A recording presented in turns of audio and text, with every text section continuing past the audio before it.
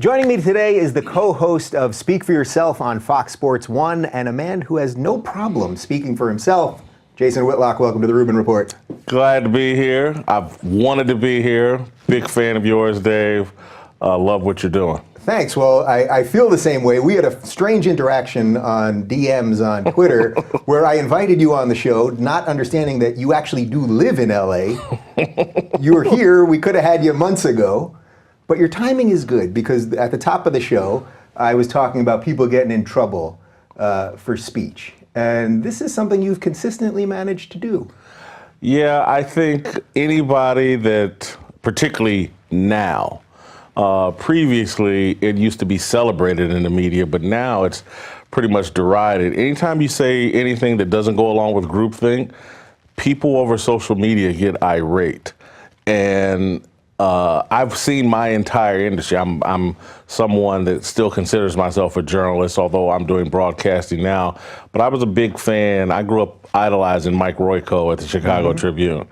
And he became a Pulitzer Prize winner, became very successful in this industry because you could not predict his position.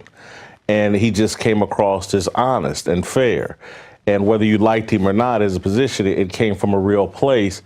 And I've seen this industry, if Mike Royko were alive today, he would not be successful. Yeah. You have to be populist and preach to a choir to be successful in this industry.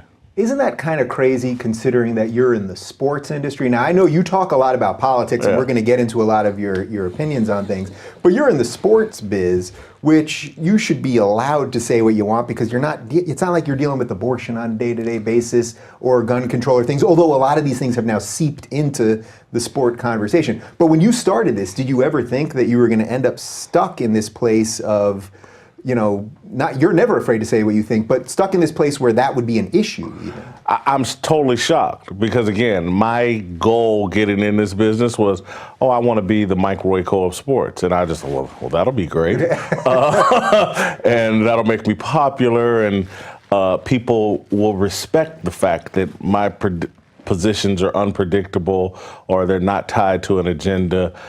So yeah, I'm completely surprised that this is where we've landed in American media, where, again, original thoughts, thoughts that really challenge the establishment are derided and are, social media is trying to silence. It's funny because being against the establishment is supposed to be the cool thing, right? That's George Carlin. That's fight the power. That's the history of America, is fight the power. And somehow now that's become not cool in a bizarre way. Well, depending on which way you look at it, the hashtag resistance people think it's cool at the moment.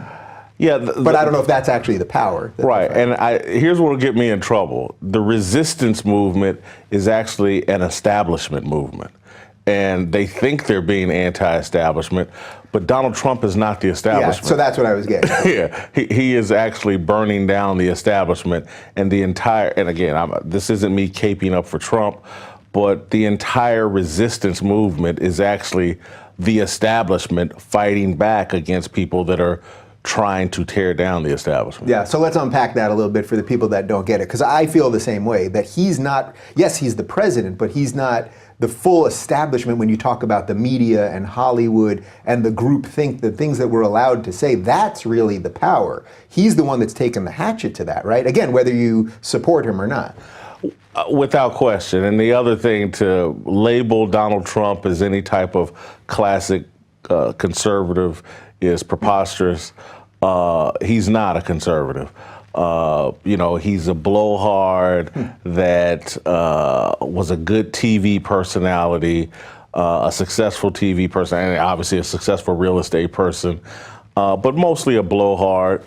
And, he doesn't represent any particular political agenda other than his agenda is to help real estate billionaires or whatever, but I'm not sure it goes much beyond that. Yeah. Are you a conservative? Do you consider yourself a conservative? I mean, I know sort of what your politics are, mostly through Twitter and the show, but I'm not sure. I think I don't want to reject the conservative label. Yeah. But I've written for the Huffington Post.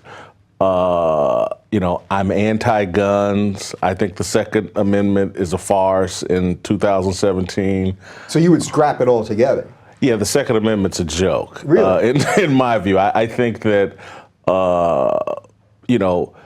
the right to bear arms and to have a militia to protect yourself against the government and all, I think made sense back when the Constitution was written.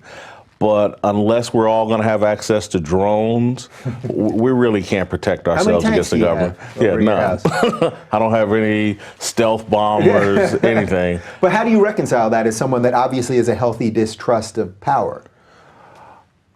Again, I just think guns are unhealthy. I think that gun violence, I'm an African American, and when you look at the statistics about who gun violence really impacts, it's us. Mm-hmm. And so, I just look at the stats and say, you own a gun in your home, you're more likely to shoot a family member, a friend, a loved one than you are an intruder.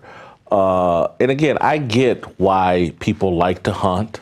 I'm not against hunting and guns for that reason, but all the handguns that are proliferated and all the semi-automatic weapons and all the stuff people are buying up, preparing for the end of the United States of America, if the government decides they want to take us out, they'll drone, tank, stealth us into submission, and our guns won't mean so you think it's a lost battle anyway with our muskets versus their drones. You've talked a bunch about guns and the controversy that it has in the black community. Do you think? But what I find interesting is that you do lay out some numbers. I've heard you talk about the numbers of the amount of black on black crime and all that stuff. You get a lot of pushback on that, right? Yeah, I just think that as an African American, and keep in mind, Dave, I lost a loved one that I was close to, that I helped raise, spent a lot of summers with me. It was a cousin. His mom was like a sister to me growing up. His name's Anton Butler.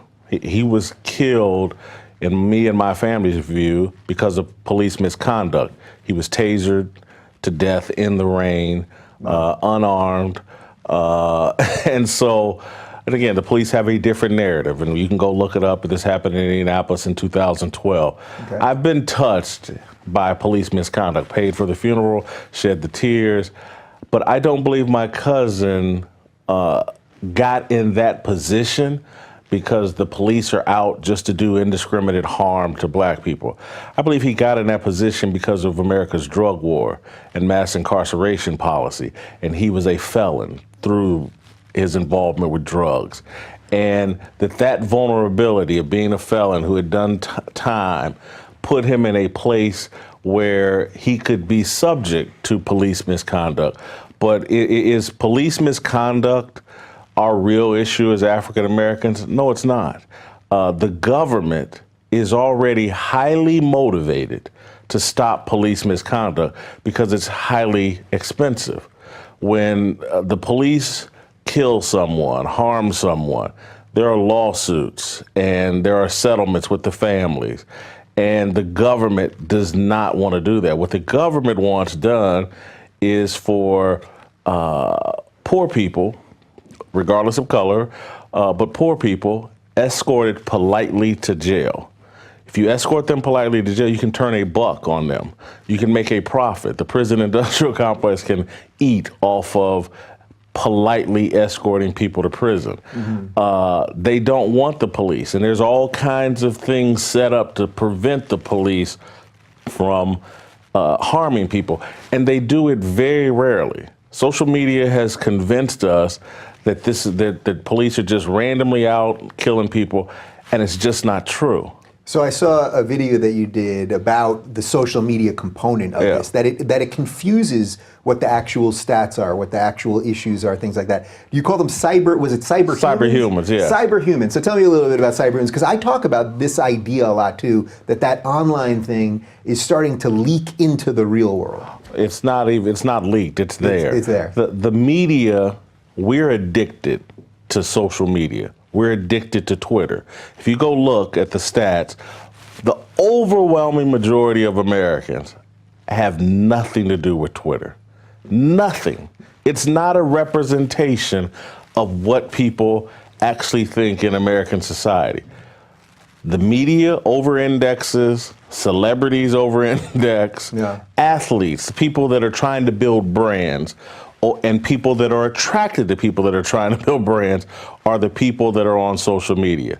And so because the media overindulges in social media and because we use it as wet our fingers, oh, this is the way the wind's blowing because Twitter tells me so. Yeah. So if Twitter tells you that the police are indiscriminately just killing black men every night, and the media buys into that, the media starts selling, oh, unarmed black men killed, unarmed black men killed.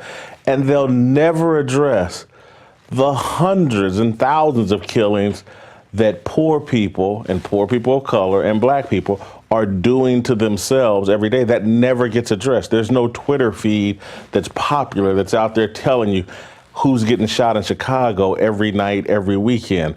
And so there's no hysteria around that.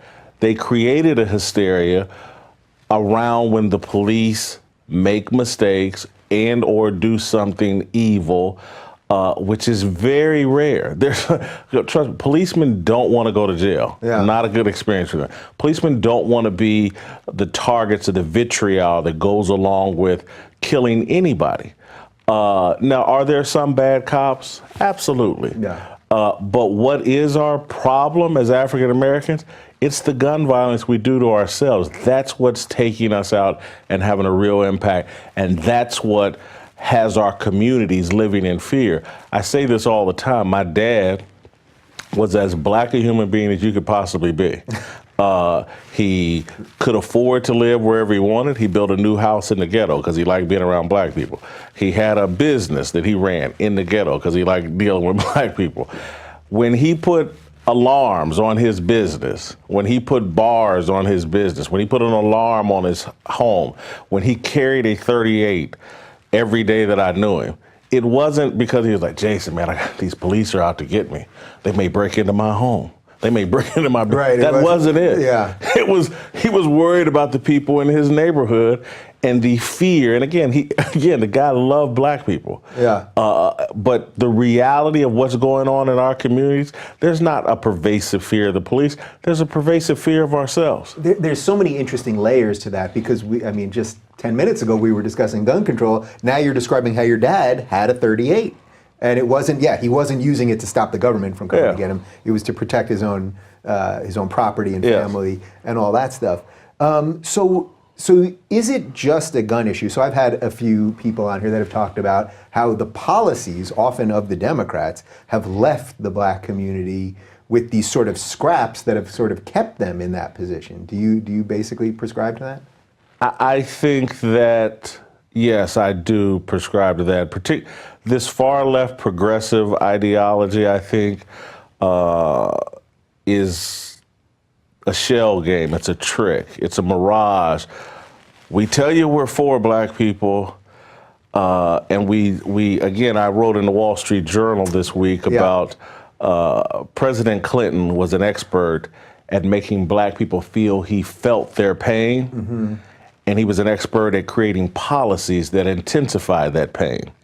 And so President Clinton loved us to death, but instituted some mandatory minimum sentencing policies, some anti-drug war policy, or some drug war policies that contributed greatly to mass incarceration, which is crippling black people. So is that the issue there, that when you talk about these progressive policies, that they all kind of sound good? Sound great. It all sounds good. We care about black people, we care about gay people, we care about Muslim people. But the policies themselves, when you get down to it, are a lot more complex than just saying we're for all these communities, which is really just some pie in the sky stuff. Yeah, I think that, again, let's take Black Lives Matter. And I was saying this in 2015. I was like, man, this Black Lives Matter thing sounds so great, but it's poison. And I was saying, I didn't know Trump was running for president in 2015 or whatever. Mm-hmm. But I was like, an atmosphere is being created for a Trump-like person to enter into politics and benefit from Black Lives Matter. And I say that because I have a very dear friend in Kansas City who's probably left of Bernie Sanders. And he and his wife adopted, brought in their home a half black, half white child. They have 2 kids already. They adopted a kid who basically they had no place else to go. So again, I'm trying to tell you what kind of people they are. And when the situation at the University of Missouri with the kids protesting, mimicking the Black Lives Matter out of St. Louis, and they cost the president at that school his job, all based off of he didn't say this or microaggressions or whatever it is. My friend, hardcore University of Missouri fan, was like, whoa, what are we doing here? What? And he had, I don't want to put him out there, but he had questions about black people and like, hey, well, and I'm telling you, this guy loves everybody. He's to the left. But the thing that happened at the University of Missouri bothered him. Not to the point that he's would ever vote for Trump, but I was like, whoa, if this bothered him, oh my God, what are the people that are more moderate, or conservative, what are they thinking looking at this? And they were thinking, oh, okay, y'all want to do this? We're going to head to the ballot box and have a real riot. Yeah, you know, I love the way you frame that example, because I think these things are personal and they do come down to those little moments as a human, and they don't come down to the Twitter outrage and the media outrage and everyone's tuning out of CNN and all that stuff. Because I would notice that too when I've talked a lot about the college stuff and all that, and I get tons of email, people saying, I'm a liberal, but what the hell's happening here? What's happening to my guys? So when you make it about that personal story, that actually resonates.